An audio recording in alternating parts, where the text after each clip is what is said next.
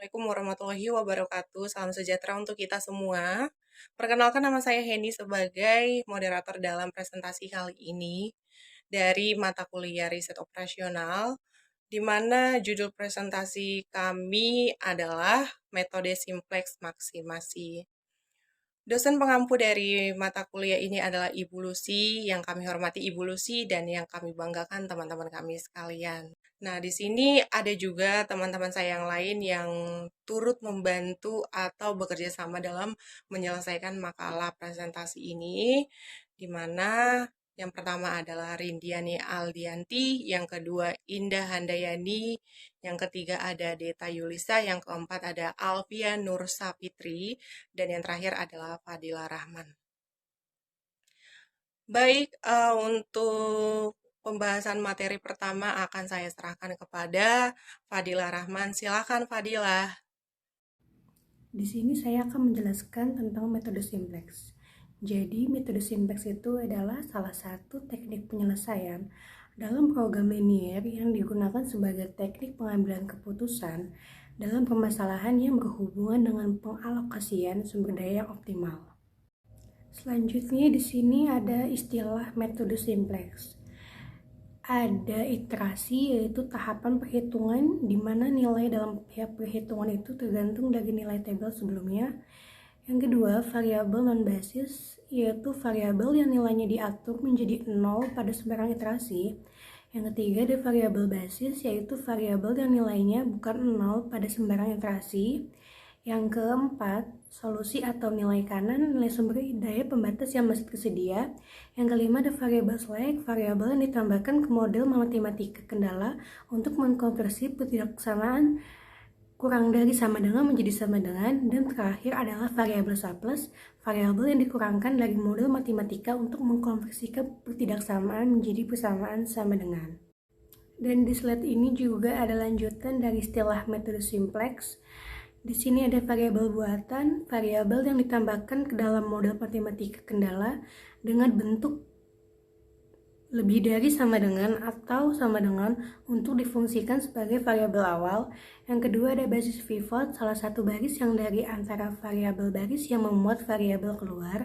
Yang ketiga ada elemen pivot, elemen yang terletak pada perpotongan kolom dan baris pivot.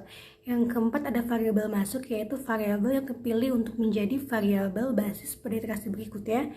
Dan terakhir ada variabel keluar, ialah variabel yang berbasis pada iterasi berikutnya dan digantikan dengan variabel masuk. Ke slide berikutnya yaitu ketentuan dalam penyelesaian metode kompleks. Yang pertama di sini ada nilai kanan fungsi dari tujuan harus 0.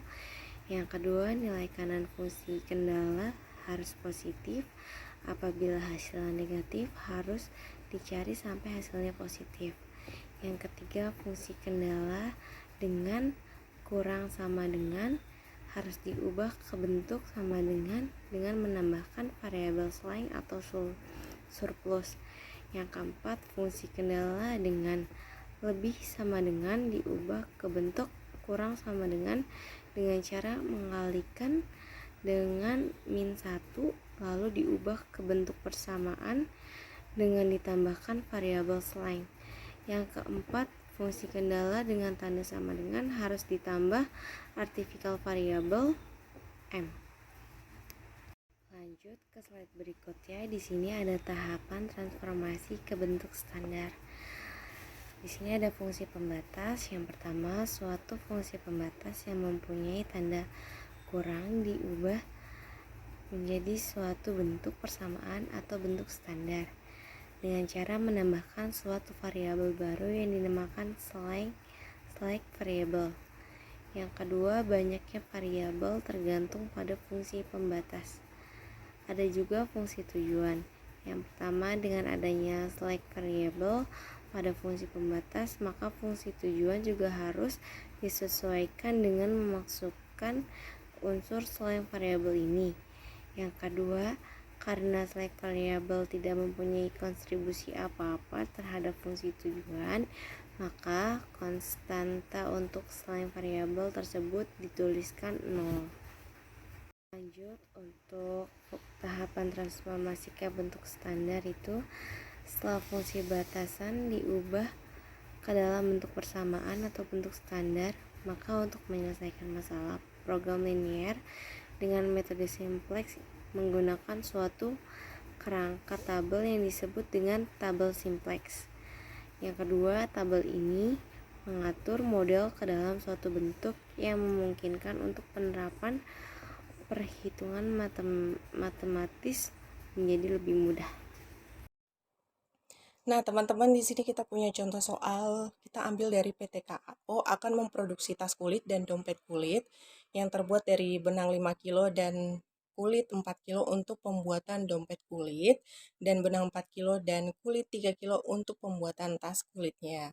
Masing-masing membutuhkan masa kerja 2 jam untuk tas kulit dan dompet kulit. Terus di sini benangnya kurang dari 160 kilo, sementara untuk kulitnya kurang dari 140 kilo.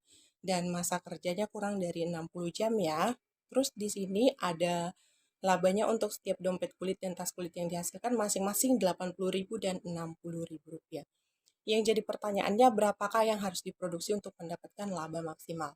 Nah, di sini untuk mempermudah pengerjaan kita masukkan dulu nih semuanya ke dalam tabel ya. Nah, di sini dibuatkan dulu untuk tabel. Yang pertama produknya, terus benang yang dibutuhkan, terus ada kulit, ada masa kerja, dan laba.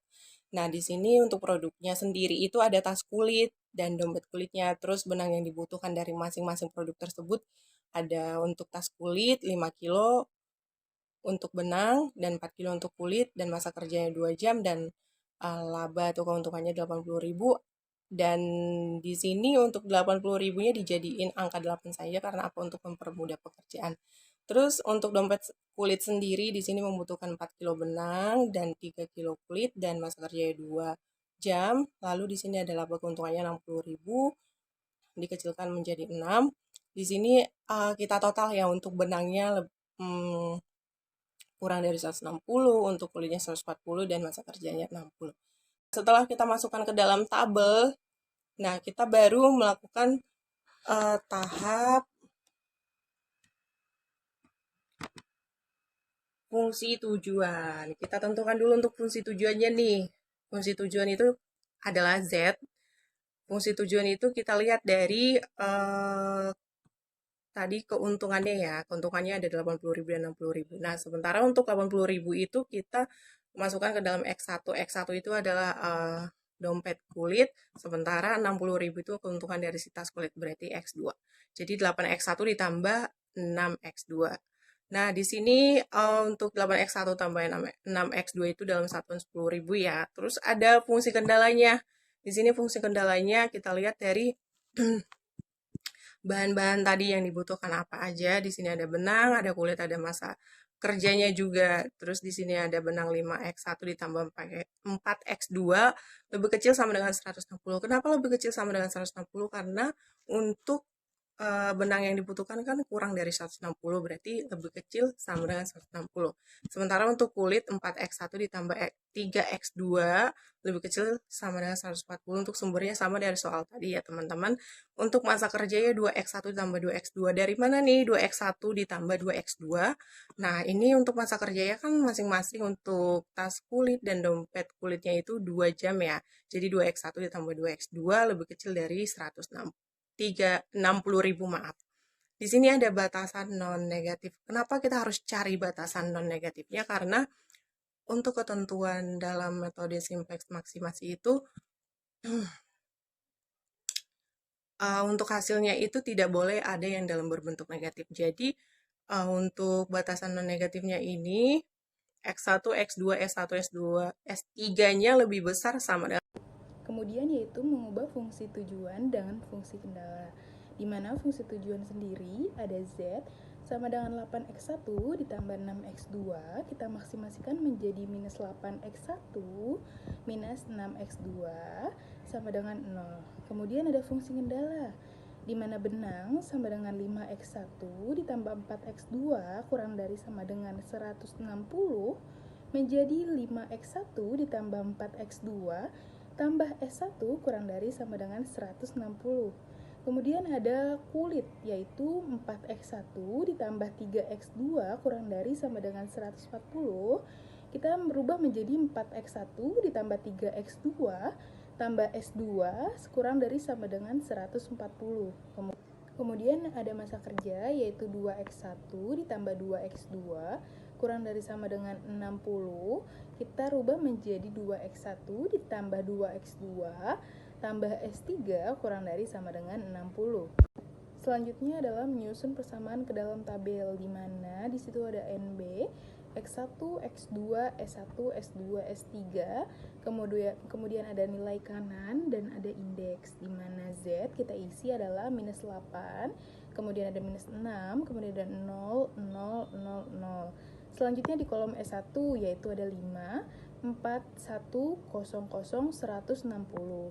Kemudian di kolom S2 itu ada 4, 3, 0, 1, 00, dan 140. Kemudian di S3 itu yaitu adalah 2, 2, 00, 160.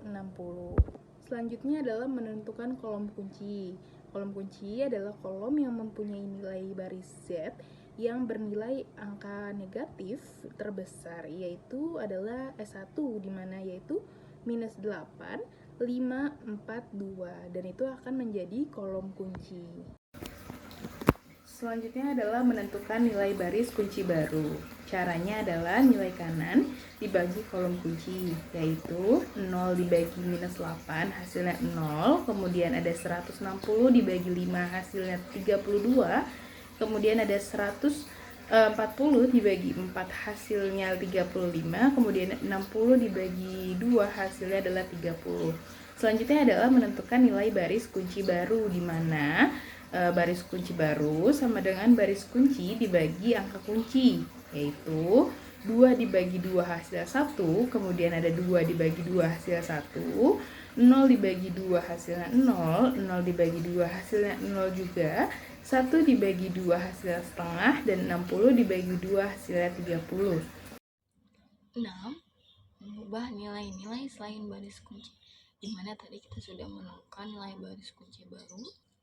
Sekarang kita akan menghitung nilai-nilai selain baris kunci, yaitu dengan rumus baris baru sama dengan baris lama dikurang dalam kurung nilai kolom kunci dikali nilai baris kunci baru, yang dimana Z sama dengan baris lamanya ada minus 8, minus 6, 0, 0, 0, 0, dikurang sama dengan nilai kolom kuncinya ada minus 8 dikali nilai baris angka kunci barunya ada 1, 1, 0, 0, setengah, dan 30, sama dengan minus 8 dikali 1 sama dengan minus 8, minus 8 dikurang minus 8 sama dengan 0, minus 8 dikali 1 sama dengan minus 8, minus 6 dikurang minus 8 sama dengan 2, minus 8 dikali 0 sama dengan 0, 0 dikurang 0 sama dengan 0, minus 8 dikurang 0 sama dengan 0, 0 dikurang 0 sama dengan 0, minus 8 dikali setengah sama dengan minus 4, 0 dikurang minus 4 sama dengan 4, minus 8 dikali 30 sama dengan 240, 0 dikurang 240 sama dengan 240. Sekarang kita akan menghitung S1, di mana S1 itu sama dengan baris lamanya ada 5, 4, 1, 1, 0, 0, dan 160 dikurang nilai kolom kuncinya ada 5 dikali nilai baris kunci barunya 1, 1, 0, 0, setengah 30, minus 5 dikali 1 sama dengan 5, 5 dikurang 5 sama dengan 0, 5 dikali 1 sama dengan 5, 4 dikurang 5 sama dengan minus 1, 5 dikali 0 sama dengan 0, 1 dikurang 0 sama dengan 1, 5 dikali 0 sama dengan 0, 0 dikurang 0 sama dengan 0, 5 dikali setengah sama dengan 2 setengah, 0 dikurang 2 setengah sama dengan minus 2 setengah, 5 dikali 30 sama dengan 150, 160 dikurang 150 sama dengan 10.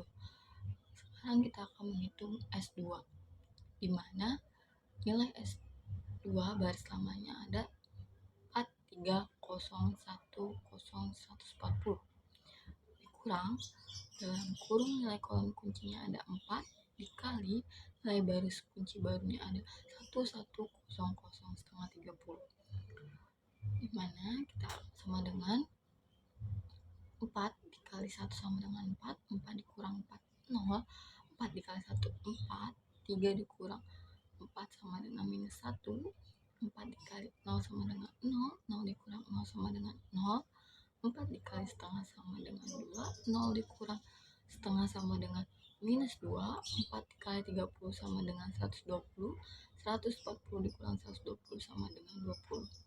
7. Masukkan nilai baris baru, mana tadi hasil yang sudah kita hitung, kita masukkan tabel baru. Baris Z sama dengan X1 0, X2 nya 2, S1 nya 0, S2 nya 0, S3 nya 4 sama dengan nilai kanan 240. Baris X1 sama dengan X1 0, X2 minus 1, S1 1, S2 0, S3 minus 2 setengah sama dengan nilai kanan 10. Baris X2 sama dengan X1 0, X2 minus 1, S1 0, S2 1, S3 minus 2 sama dengan nilai kanan 20. Baris X3 sama dengan 0, X2 1, S1 0, S2 0, S3 setengah sama dengan nilai kanan 30. Karena nilai-nilai pada baris Z sudah tidak ada yang negatif, berarti iterasi selesai. Solusi yang diperoleh dari hasil X3 sama dengan 30, Z maksimal sama dengan 240. Catatan, baris kunci dan kolom kunci berwarna merah, angka kunci berwarna hijau bold, baris kunci baru sama dengan bold. Jika nilai Z masih ada yang negatif, maka cari sampai positif. Kesimpulan dan saran. Kesimpulan, metode simplex secara konsisten dari tahap awal hingga tahap akhir menunjukkan langkah-langkah yang konsisten dalam menentukan penyelesaian. Dan jika iterasi berhenti, maka mengartikan jika suatu titik tertentu sudah diperoleh. Saran mengenai metode simplex maksimasi, penulis berharap untuk penelitian selanjutnya juga perlu dilakukan tentang efektivitas metode simplex dalam menentukan nilai optimum suatu program linear, sehingga tidak hanya mengkaji bagaimana konsistensi metode simplex menentukan nilai optimum, tetapi juga dapat melihat bagaimana perbandingan dan efektivitas metode simplex terhadap metode lain dalam persoalan program linear. Baik teman-teman, sekian untuk video presentasi kami kali ini tentang metode simplex maksimasi. Mohon maaf apabila ada kesalahan dalam pengucapan kata-kata. Dan apabila ada pertanyaan, kami sangat terbuka ya teman-teman. Kalian boleh komen di bawah video tersebut. Sampai bertemu di video selanjutnya.